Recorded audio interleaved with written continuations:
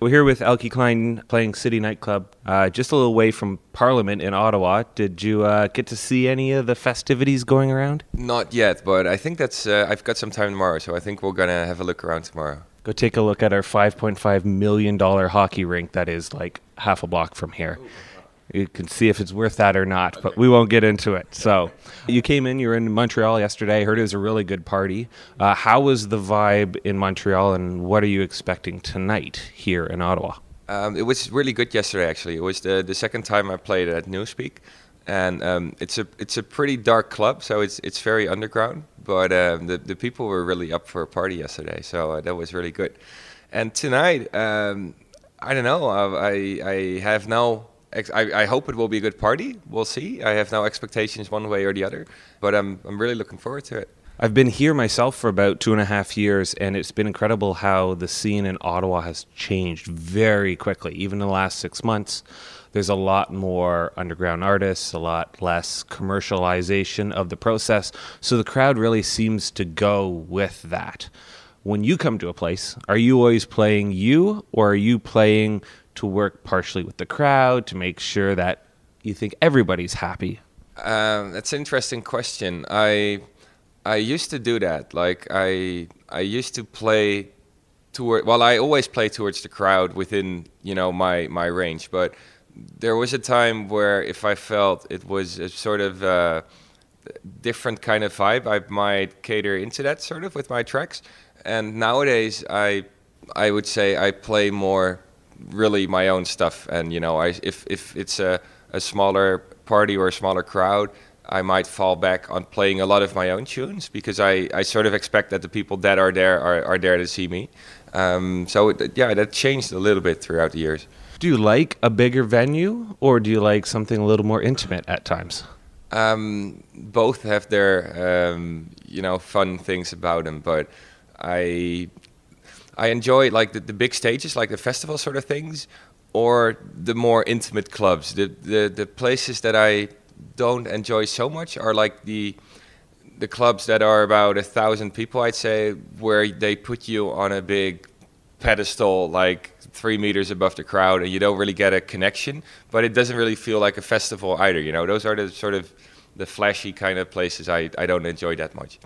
I had my first trip to Ibiza this year, actually, so I recognize those venues of what you're talking about. I totally understand that myself. You've been in the past heavily involved in podcast and radio. Do you think that is still extremely important nowadays, especially as someone who's touring a lot? Yeah, I think it's more important. And I used to do a monthly podcast, and about 5 weeks ago that changed into a weekly one. And it did take some consideration whether I wanted to spend that much time on radio, but I do think it's important to connect with your fans all the time. And when you want to do that and get on radio more, monthly is just not going to cut it, I think. Yeah. Do you have a team of people behind you, or is it really yourself and a couple people? It's me and my manager mostly. Then my label is managed by Armada, and there's a couple of people involved from Armada as well. So, and of course my agents and I'd say if I'm thinking it's just me and my manager, but if I'm talking about it, it's at least like 6 or 7 people that are working on things, at most time, and a lot of those people work with other people as well. So it's not exclusively me, but yeah, you can say it's a team by now, I think. Yeah.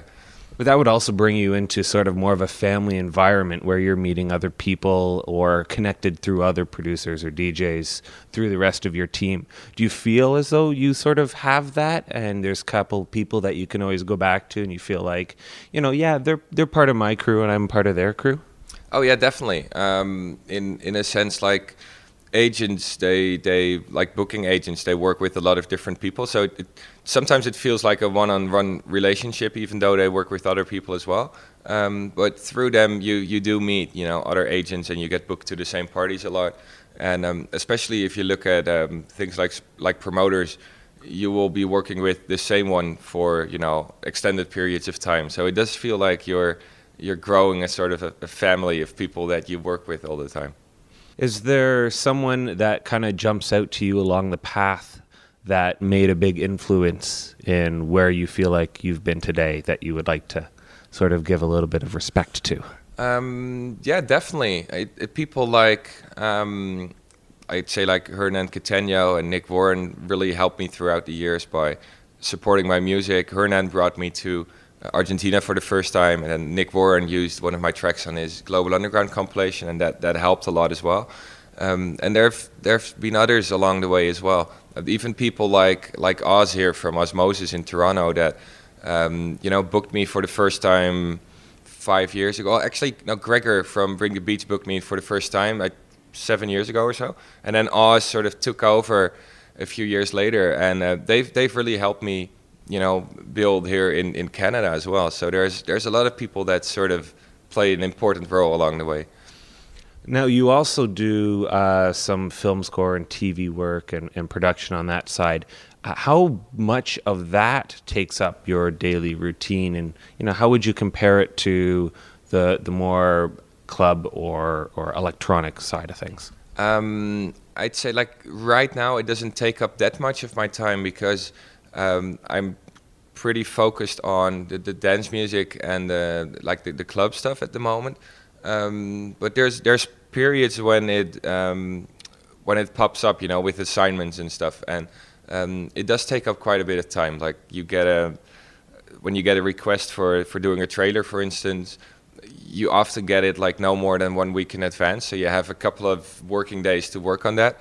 And that for me, that would mean like 10 hours of studio every day just to get it finished. And it's funny, it's quite different from working on dance music, because with dance music, I can sort of do whatever I want, where my imagination takes me. And then with film music, it's often the filmmaker has like an idea of what they want, and it's very, it has very set boundaries, So they'll almost give you a reference and say like, well, make it sound like this, but don't make it sound like this. So you sort of really know what you're working towards, and it's quite a different way of working. But I do sort of enjoy both. Lately, I've had a little bit more focus on all the dance stuff. So, but I definitely plan on picking up some of the more film stuff again. Is there something that you would love to have brought to you to be able to work on, whether it's a specific TV show or commercial or a film of some sort that you would be like, you know what, I think I would like to do or try that? Yeah, I think a film or maybe a TV show. I've done mostly trailers for movies so far, and even though I really enjoy that, they're very similar in the sense that if you look at movies nowadays, they're all branded in the same sort of way. And if you take like 10 trailers and you look at them, there's a certain trick to doing them in a certain way. And it's still cool, but it does get slightly boring after a while as well. And I would like to get the opportunity to work on a film where you can do, I would say like bring a little bit more originality into it. And so, who knows in the future.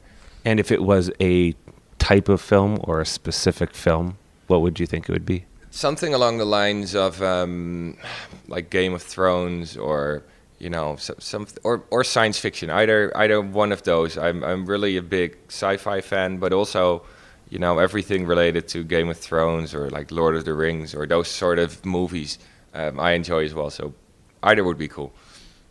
Do you have any productions yourself coming up before the end of the year here or early 2018? I don't think, not at the end of the year anymore. There's some stuff coming up on the label pretty soon, like a release by Jan Blomqvist. Early January, there's an EP of mine coming out with a remix by Nick Warren that I'm really looking forward to. And then for next year, there's a few releases planned already. One from March, I think, again on my own label, on Days Like Nights. And working on an album as well, which would hopefully be out at the end of next year. It's not even half done, so it will take up a little bit more time, but that's the idea, sort of. Awesome. And since we're in Canada in the nice, cold, snowy weather outside, are there any Canadian producers that you really think are someone you would want to support or you do support? Yeah, definitely. I play a lot from Dustin Nante. He's a good friend of mine, And I'm actually seeing him tomorrow, so that should be a little bit of fun. He's playing here on Sunday, I believe. And then Tim Penner from Toronto is great. Tone Depth, really big fan of him as well. So there's definitely some great Canadian talent out there. My last question is there something you're looking forward to playing yourself because you want to hear it? Definitely. There's, well, of course, a couple of my own tracks that, and I try to mix that up between shows. So I'm not entirely sure yet which one, but definitely a couple. I got a new remix by Patrice Baumel that I was just sent today, which sounds awesome on my headphones. So I'm actually looking forward to playing that in the club. And, the rest of the night, I usually just see what happens. Yeah. Thank you so much for the time and wish you all the best and into 2018 as well. Yeah, thank you very much.